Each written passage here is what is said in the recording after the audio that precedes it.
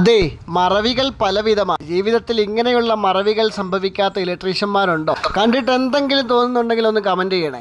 എന്താണ് സംഭവിച്ചതെന്ന് അറിയണമെങ്കിൽ നമ്മുടെ കൂടെയുള്ള ആശാൻ പറഞ്ഞു തരും. ഫാൻ്റെ കപ്പ അടിയണ്ടേ അതിനകത്ത്?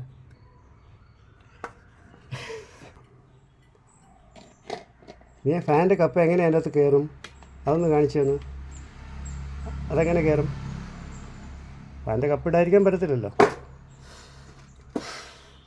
ഈ മറവി നിങ്ങൾക്ക് ഉണ്ടായിട്ടുണ്ടോ?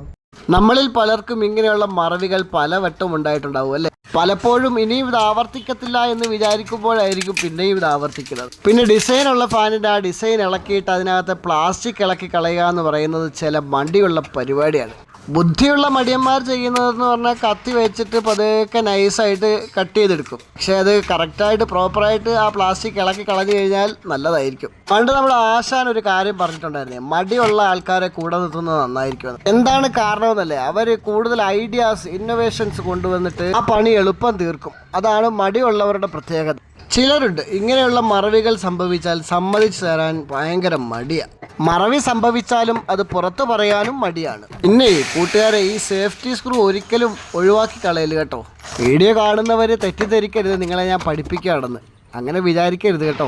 ഇതൊക്കെ ഒരു നേരം പോക്കായി കണ്ട് നമ്മുടെ ചാനലെ ഒന്ന് സപ്പോർട്ട് ചെയ്യുക. നിങ്ങളുടെ അനുഭവങ്ങളൊക്കെ ഒന്ന് പങ്കുവയ്ക്കുക. അങ്ങനെയൊക്കെ നമുക്ക് അങ്ങനെ ഒരുമിച്ച് പോയിക്കോളാം. അതല്ലേ ഒരു രസം അല്ലേ കൂട്ടുകാരെ? അപ്പോൾ ഓക്കെ, അടുത്ത വീഡിയോയിൽ കാണാം.